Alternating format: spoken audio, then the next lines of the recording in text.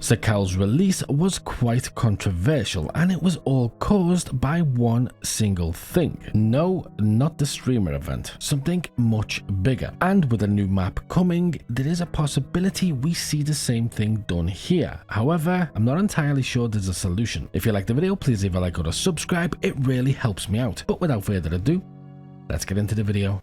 No. Oh, wow.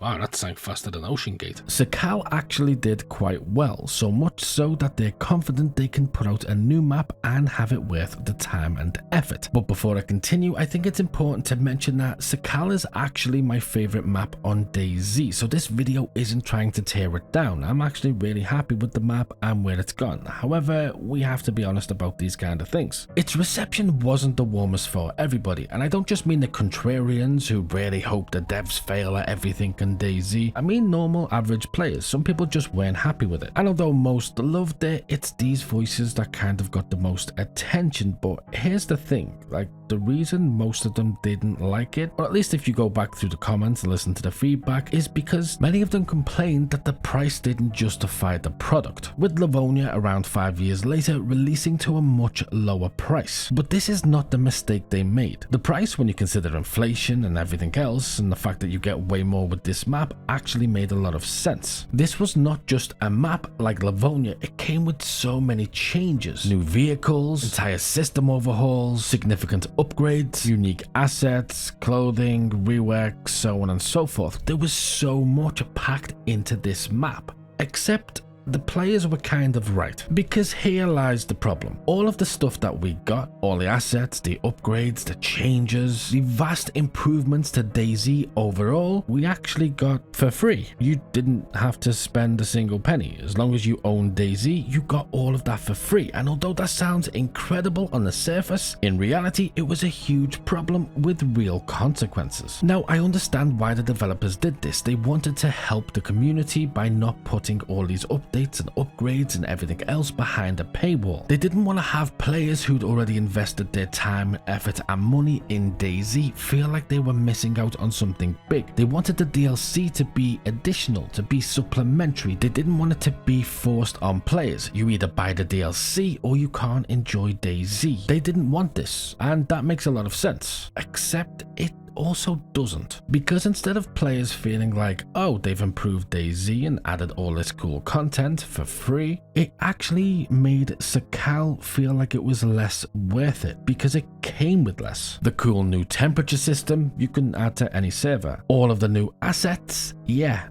every other server you can add it to it. The new clothes, guns, you just didn't get any of this with the DLC because it was already in the game. And although all of these updates seem to suggest the main purpose of increasing the value of the DLC, it actually had the reverse effect. And yet, look, some things did have to be added to the main game. For example, the temperature system. I think that needed to be added because it sort of laid the foundation for future projects. For example, the new map coming out, which relies on heat, it will almost certainly use the exact same system that they created the other year. But I also feel like there were things added that just shouldn't have been added to the main game and should have been kept solely for the DLC. For example, the boats. The boats were very necessary for Sakhal, especially given the layout of the island and the fact that it's a big archipelago and you might want to travel around. But they were also added to Chernarus and Livonia. Livonia only really has a river and Chernarus is like 85-90% land. Nobody really likes to spend time on the coast, so a boat isn't very useful because there's no reason to really visit the coast once you've got some gear behind you. So what exactly are you using a boat for? And the same with Livonia. It's a river. Why are you using the boat? My point is, it didn't really improve any of these maps. It was unnecessary. Whoa. Okay. I think that's an earthquake. What a really fat guy.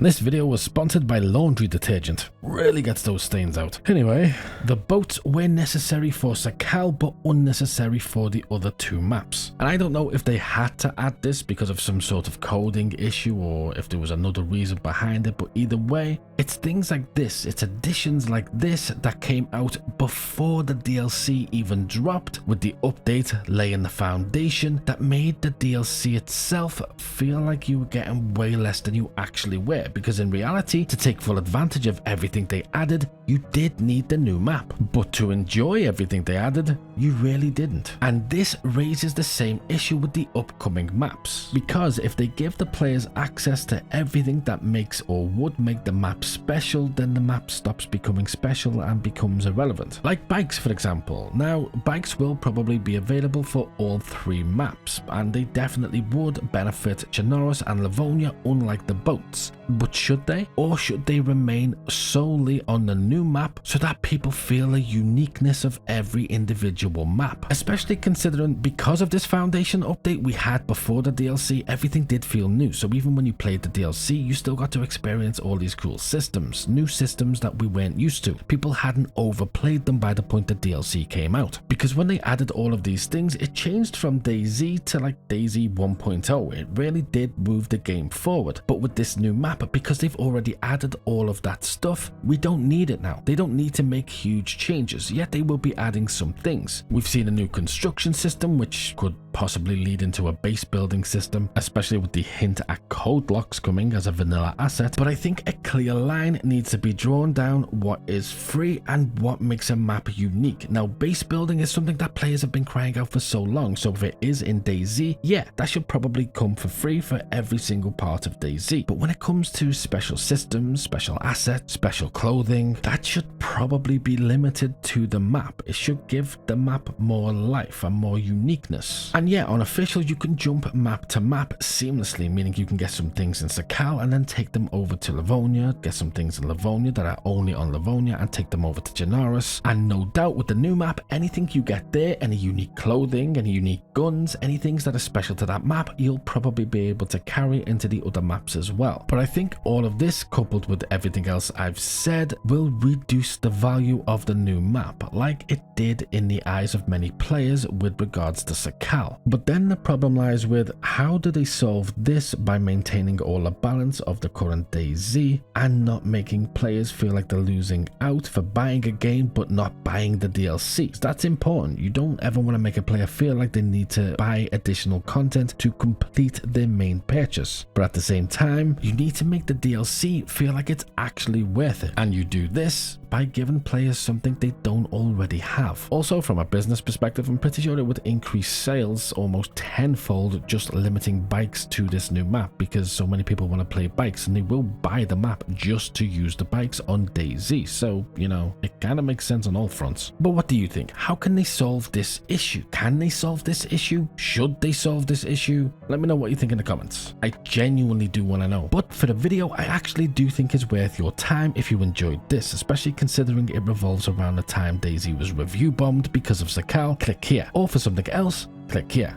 And as always, until next time.